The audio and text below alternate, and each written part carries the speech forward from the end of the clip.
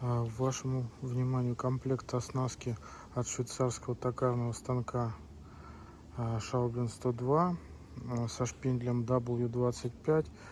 Продается одним лотом. Состояние новое, фабричной консервации, кроме одной позиции.